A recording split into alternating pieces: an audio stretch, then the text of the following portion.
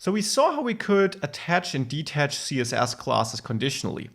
What if you don't want to store this object here in your HTML template code? It's very simple here, but imagine we would also have this blue class here for the blue CSS class and set this to the opposite of attach red.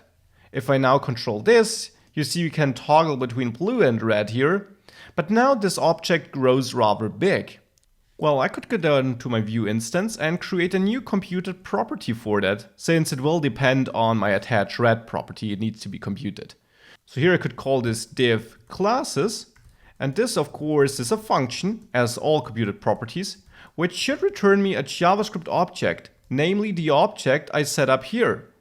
So in here I will simply have red attach red, and then blue, which is the opposite.